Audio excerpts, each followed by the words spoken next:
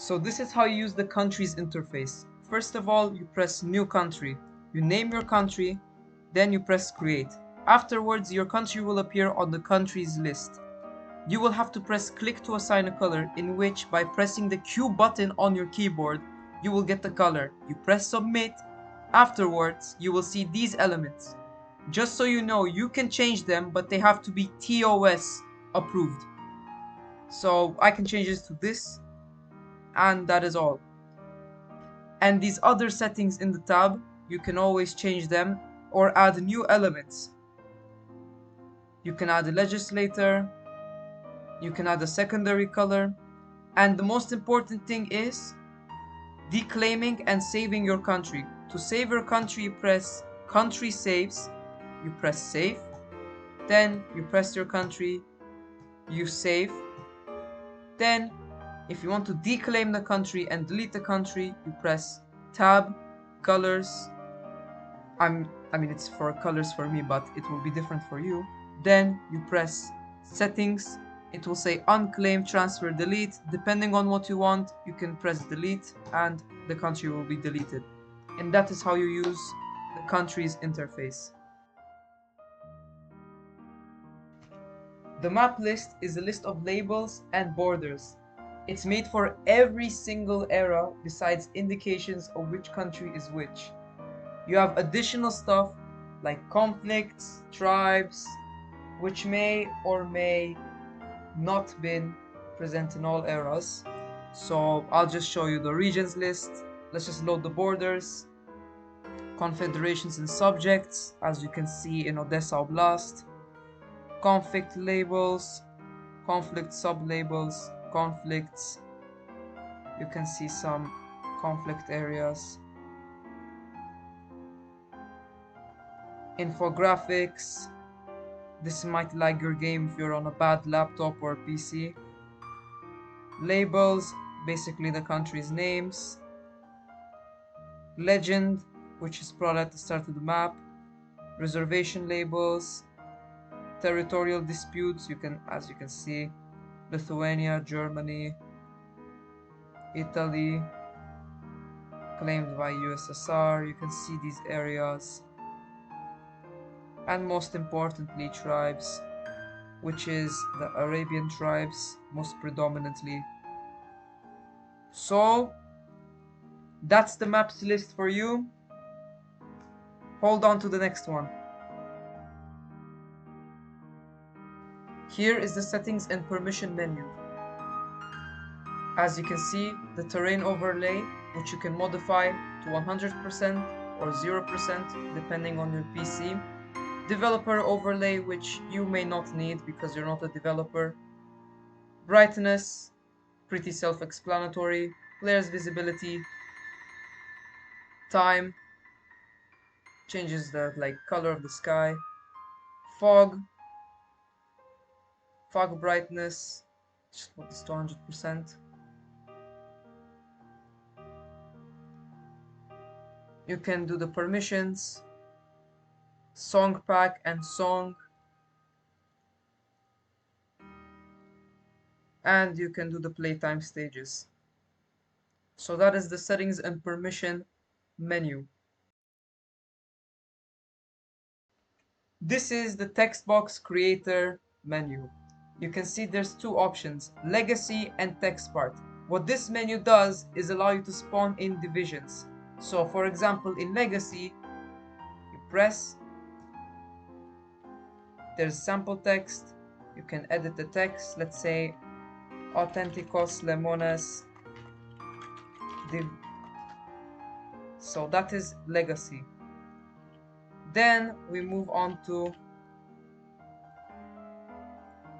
text part, which is basically the same thing. Unit name, Ote division 1. Leader name, Manu Golden L. Unit bonus 1. Unit size 10,000, let's say 100,000. So that is both of these units. By using the delete button, you can delete these, which is right here. and these two will get deleted. So that is how you use the Regen text box creator. This is the warp interface menu. As you can see, it's just click a location to spawn, and you can use it to go to the UN building.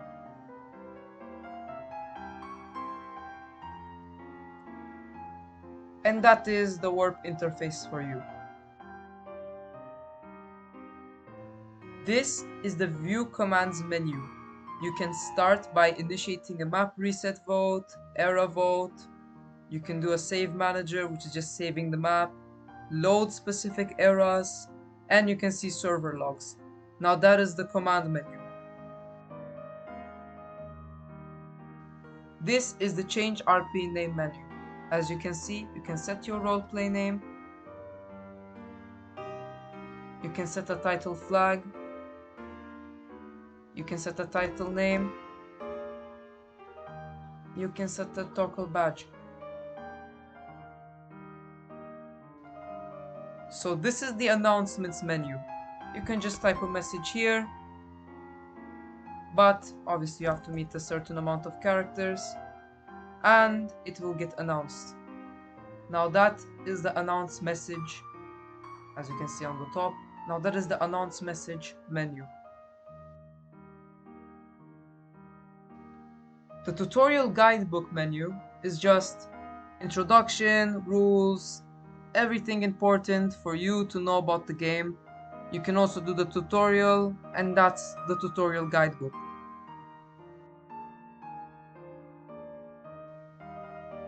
Return to lobby menu is just, if you want to return to the lobby, you press yes. If you don't, you press no. And that is the return to lobby menu.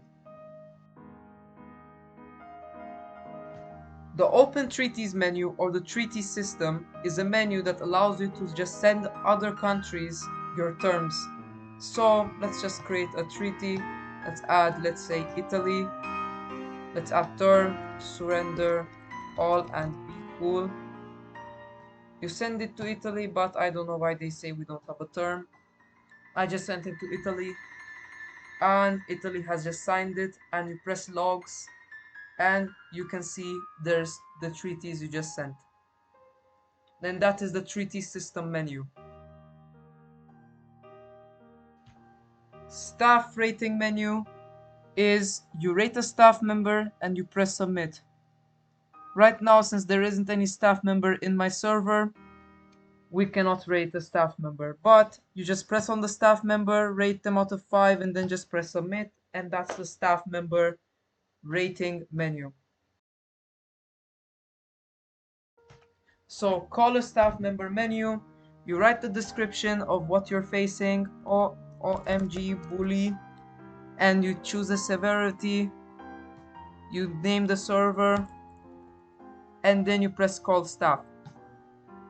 But the thing is, what the? Why is there staff?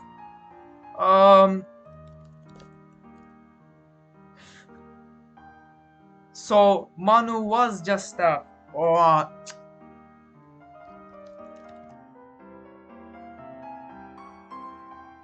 So this is the paint tool menu. So first of all, to increase your color, you do R. To decrease, you do F. If you want to claim another country's color, you press Q. You paint once you invade a country. If you paint without roleplay or using the dice system, you may get banned, so that's a disclosure. To change the color, you use advanced, and then you can just modify a country's color or make puppets using this color. To recolor, you use this, and you just color the country. So that is how you use the paint tool. The erase tool basically allows you to erase whatever you placed. So this is pathways, cities, and forts. So I will just rapidly erase everything. You may see these lines, but do not be scared. If you get lag spikes, that is completely normal. And you can see, you can just modify these buttons to not erase anything, and that is how you use the erase tool. The modify tool allows you to change any city or fort's name or text style. So let's say my good friend Manu placed a city city building in Bucharest, so we will name it Bucharest. We will change the font size. We can also change the font. So using text font, we can change the text color to, let's say, blue. We can change the opacity using the slider, part size using the slider, opacity to make it transparent, and we can rotate the label. We can also change the text alignment using the text align feature using left, right, top, bottom. We can also use a bit of text curve. We can put that, or just move it like that.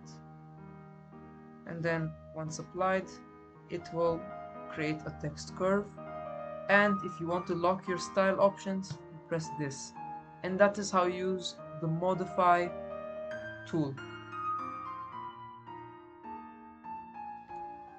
The path tool allows you to create paths. So by pressing Q, you can create paths. You can also change the target color by pressing the button Z on your keyboard.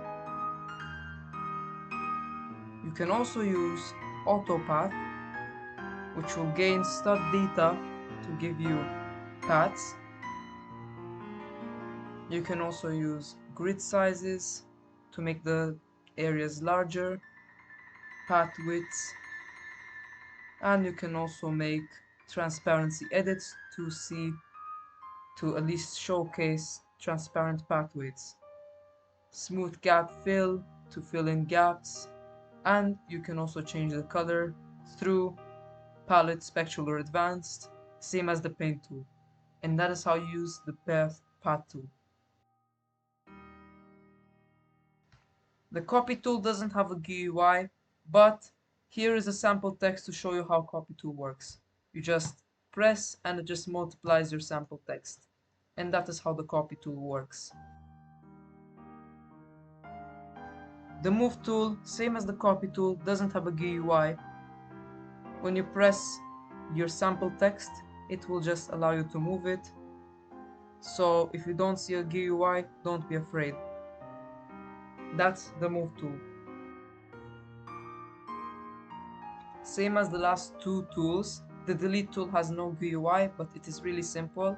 You just press on all the text you put and it will automatically delete it for you.